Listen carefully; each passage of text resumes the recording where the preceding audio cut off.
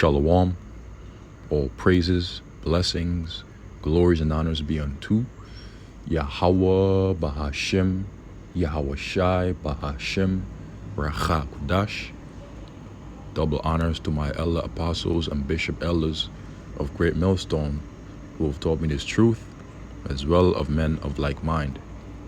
Shalom wa chasad, which means peace and mercy to the elect of the nation of Israel, whom I used to call Negroes, Latinos, Native American Indians, and Israelite foreigners of the sea land of our forefathers, Abraham, Isaac, and Jacob, whom is scattered here in America, which is Babylon the Great, and abroad.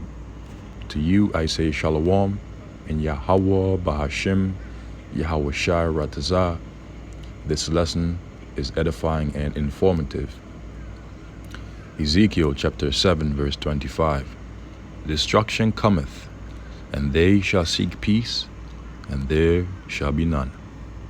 1 Thessalonians chapter 5 verse 3. For when they shall say, peace and safety, then sudden destruction cometh upon them, as travail upon a woman with child, and they shall not escape. Ezekiel chapter 7 verse 26. Mischief shall come upon mischief, and rumor shall be upon rumor. Then shall they seek a vision of the prophet, but the law shall perish from the priest, and counsel from the ancients. In the news from the AP, Russia's Gazprom keeps gas pipeline to Germany switched off. Published September the 2nd, 2022. Berlin, AP. Europe's energy crisis loomed larger Friday after Russian energy giant Gazprom said it couldn't resume the supply of natural gas to a major pipeline to Germany for now. The company cited what it said was a need for urgent maintenance work to repair key components in an announcement made just hours before it had been due to restart deliveries. The Russian state-run energy company had shut down the Nord Stream 1 pipeline on Wednesday for what it said would be 3 days of maintenance.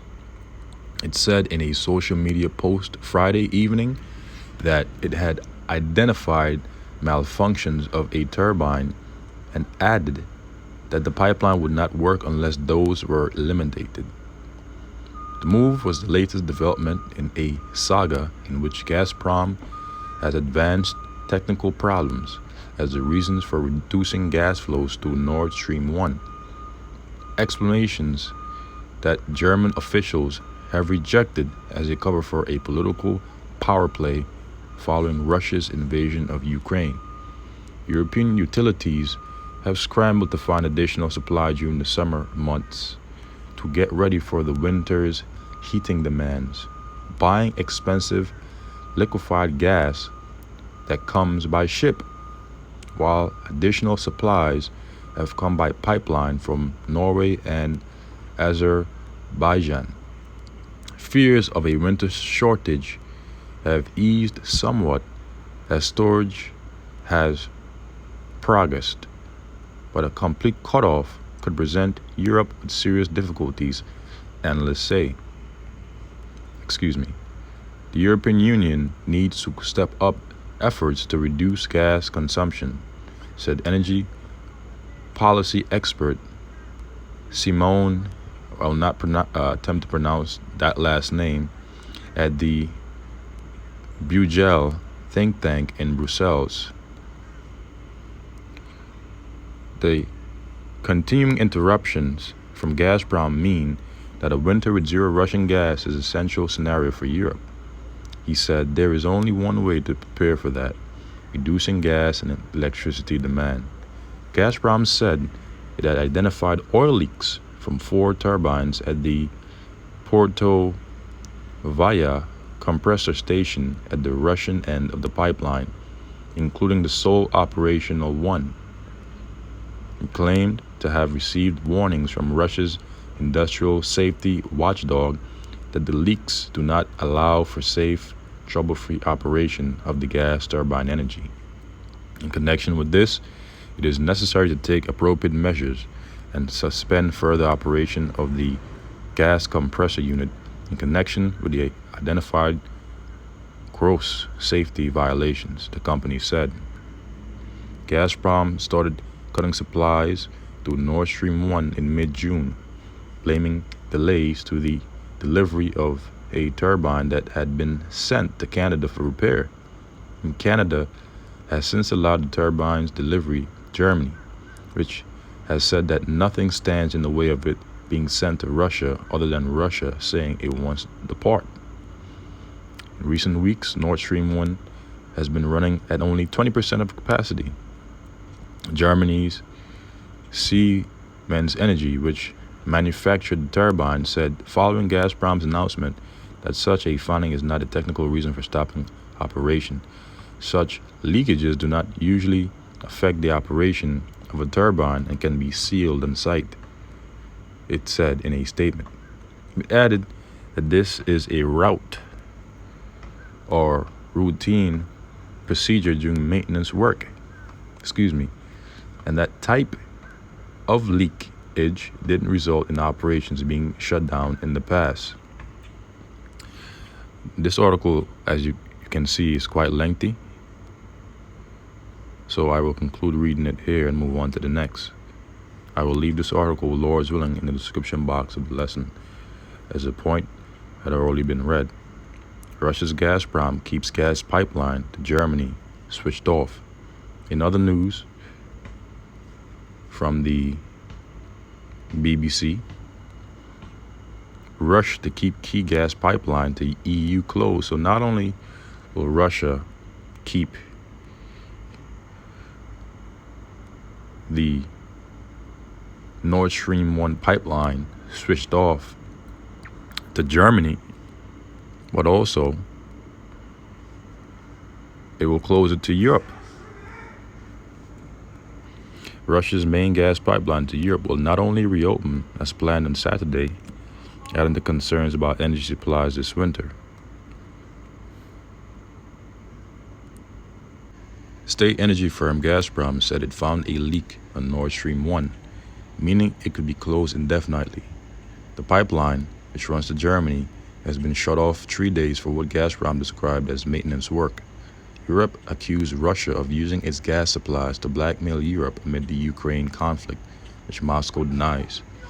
Energy prices have soared since Russia invaded Ukraine, and scarce supplies could push up costs even further. There are growing fears families in the EU will be unable to afford the cost of heating this winter. The UK could also be affected. Although not reliant on Nord Stream 1 for its gas, the pipeline suspension could drive the cost of wholesale gas up further, which has been behind the spiraling rise in the energy price cap. Faisal Islam, the BBC's economic editor, described the indefinite closure of Nord Stream 1 as a very serious development, noting that Russia had kept supplies into Europe flowing even at the height of the Cold War. The standoff with Russia has forced countries to fill their own gas supplies, with Germany's stores increasing from less than half in June to 84% full today. As a result, international gas prices are falling in the past week, but remain high by normal standards. Europe is attempting to wean itself of Russian energy in an effort to reduce Moscow's ability to finance the war. But the transition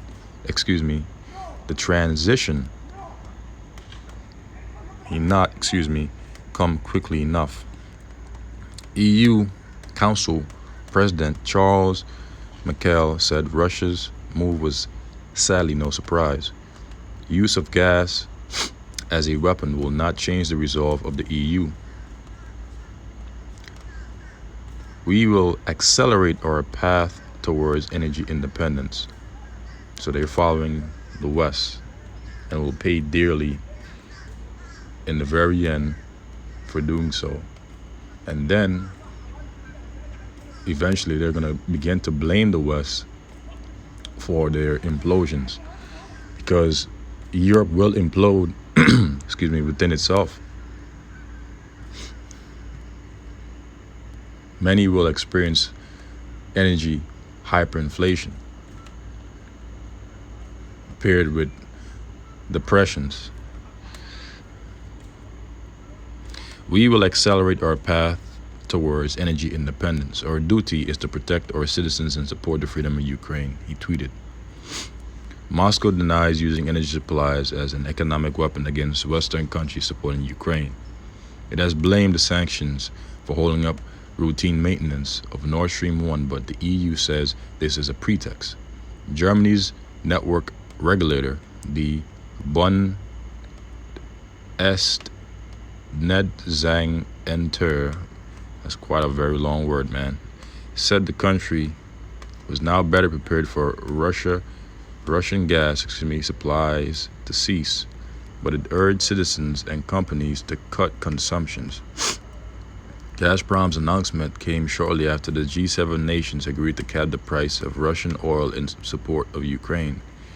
The G7 group of 7 consists of the UK, US, Canada, France, Germany, Italy, and Japan. Their introduction of a price cap means countries that sign up to the policy will be permitted to purchase only Russian oil and petroleum products transported via sea that are sold at or below the price cap. However, Russia says it will not export to countries that participate in the cap. The gas pipeline stretches from the Russian coast near St. Petersburg to northeastern Germany and can carry up to 170 million cubic meters of gas a day. It is owned and operated by Nord Stream AG, whose majority shareholder is Gazprom. Germany had also previously supported the construction of a parallel pipeline, Nord Stream 2, but the project was halted after Russia invaded Ukraine. Gazprom said the fault had been detected at the Petrovaya compressor station, with the inspection carried out alongside workers from Siemens, the German firm that maintains the turbines. It said that fixing of oil leakage or oil leaks in key engines was only possible in specialized workshops, which had been hindered by Western sanctions. However, Siemens itself said such leaks do not normally affect the operation of a turbine and can be sealed on site. It is a routine procedure within the scope of maintenance work. This is not the first time since the invasion that the Nord Stream 1 pipeline has been closed. And we read about this in the AP. So I will go straight to the other points and include the lesson. Speaking to the BBC from the Swiss capital, Bern, an economist and energy analyst, Slovakia, Cornelia Meyer said the gas shutdown would have a major impact on employment and prices. That really has huge ramifications for gas in Europe, which is about 4 times more expensive than it was a year ago. And this cost of living crisis will really soar because it's not just gas, she said. Gas becomes fertilizer and it's used in many industrial processes. So that will affect jobs and it will affect costs. This is no coincidence. Russia's state-controlled gas giant announced an indefinite extension to a 3-day maintenance halt to flows of gas to the continent's key energy artery, hours after leading Western financial ministers vowed to escalate sanctions on Russian oil. Gazprom's official reason is that an oil leak has been found and the pipeline cannot work without German imports of technology, which are now subject to sanctions. Few observers believe, however, that this is anything other than an attempt essentially to blackmail Europe over supplies. This is a very serious development. Even during the height of the Cold War, Russia kept supplies of its gas flowing into Europe. This cut off, though, and the pointed attempt by Gazprom to blame the German energy giant Siemens for the malfunction is a culmination of decades of dysfunction in the energy relationship between Russia and Germany, by analyst Faisal Islam, economics editor of the BBC. And this concludes the article. So not only did Russia cut off gas supplies via Nord Stream 1 to Germany, but it had also done so to the EU because of their price cap, their most recent price cap that they put on Russian oil. Russia also stated that it will not export oil to those that participate in this recent price cap that had been issued by the G7. So a lot of things are happening, man, in the news concerning Europe. Finally, in this last article from the RT, full gas storage not enough for EU to last through winter. So the EU is at risk of not being able to last with whatever storage they have, whatever they believe will be able to help them to last throughout the winter, especially if Russia completely cuts off everything. Analysts say the region will run out of gas by March if they don't cut down on consumption. Fully stocked gas storage facilities may not be sufficient to sustain European countries during the upcoming heating season, Reuters reported on Wednesday, citing analysts. According to Aurora Energy Research's calculations, the block storage can only provide enough gas for up to 90 days of average demand.